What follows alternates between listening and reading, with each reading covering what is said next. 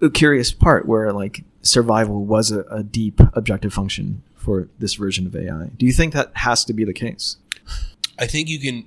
Yes, I think that you. Damn, this is a good question. I think if you want to replicate human nature, and I think that's what most people want to do, they want to replicate this drive to be. It's almost like that imperfection that we talked about in a previous episode that makes humanity humanity. If you want to build that, I think you have to have a fear of death and survival as major parts of the objective function. But with that comes... It would also have to love, though, right? Yeah. So I want to go to Battlestar Galactica real quick. So it's okay. No, it'll all tie in. Yeah, no. I'm just like, it's an unknown world for me. So I'm like, yeah. Let me try to like. So the Cylons for the first war were basically, they called them toasters. That's what they called them. The humans called them toasters. Were they're like primitive looking AI, or is it? Well, they're just metal bodies, right? Okay. And they're just like very aggressive, very Terminator-esque, you know, okay. Like the skeleton Terminator, you know, from like Terminator 2 in the first scene. And then when they come back after the armistice and nuke all of the colonies of the 12 colonies. They have a human form, and there's 12 models, and there's multiple copies of each model. So they're very human. They have human qualities. There's like 12 templates of humans? Correct. There's 12 templates. And you only get to know the first couple in the first couple episodes, or the first season.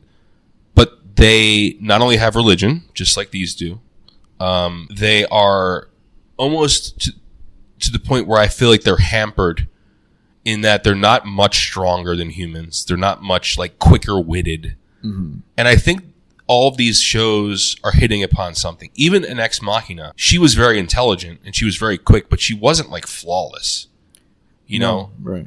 And I think that's the point you're trying to get at is like, if you want to recreate something like that, like humans, there's some at odds, like it's almost like a Pareto optimization, right? You want efficiency, but you also want this like creativity, and I think they're at odds with each other.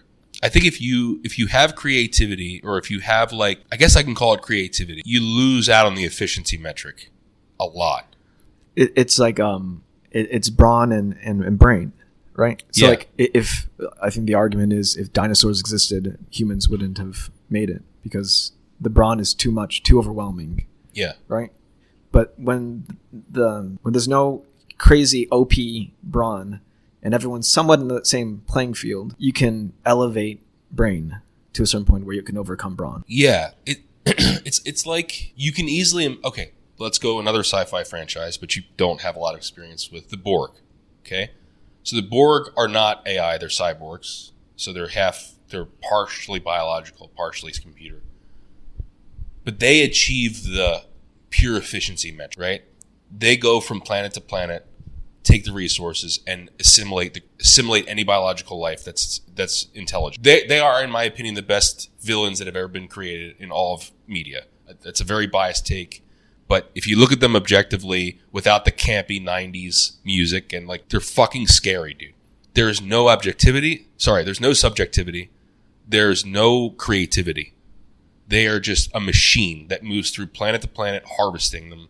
The people, the ideas, and using them just to increase efficiency. Not to make more creativity, not to make art, not to make just go through the universe faster, right? Damn, yeah. So they're like, they're just these engines, and like everything else is rocket fuel for them.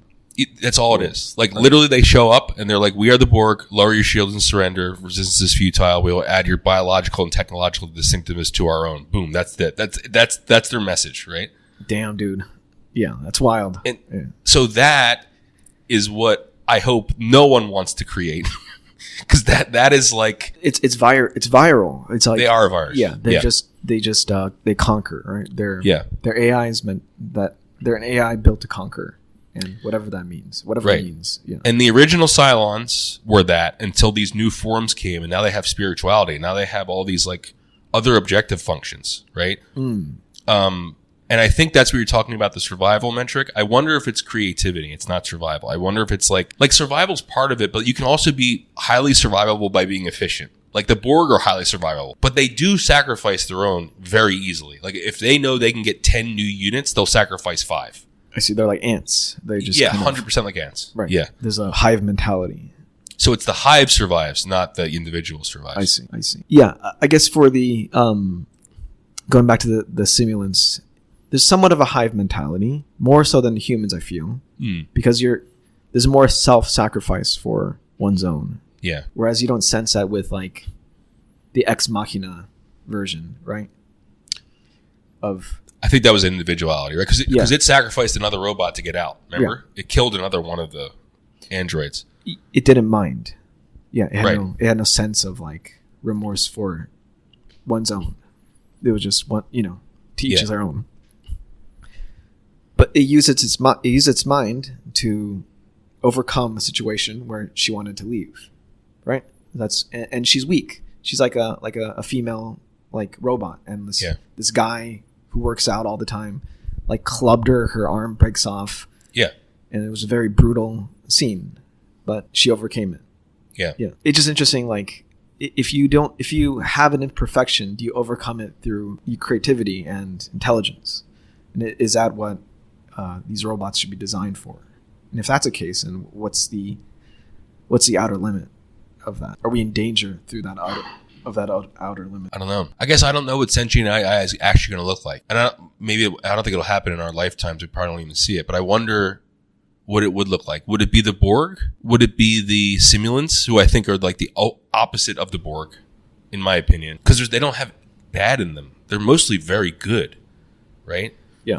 They're morally good. They're like almost, I would say, chaotic. So neutral good. I say they're neutral good. Mm-hmm. The Borg are neutral. They have we would consider them evil, but they have no evil. You know what's scary? The current trend of AI is more towards Borg, I think. You think so? If you design it that way. Because it's not based on it doesn't seem flexible in the sense it's like almost an algorithm, right? Given these resources, how do I it's like you're training a model to overcome like a planet or something, right? It's not like it doesn't feel creative. Yeah, it doesn't. Right. Whereas like the current technology is you just feed it something and it just spits out. It's a stateless thing, right? It just input and then output. Yeah. Whereas the simulants were much more. It seemed like humans, like a human model brain. I mean, they engaged in philosophy. I don't know how else. You can't get more human than that. I think that's like right. And the Cylons do as well. They feel they're superior to humans, though. That's the big difference. And they kill humans, but they also have things like religion and like faith and like hunches, if you will, and they're not purely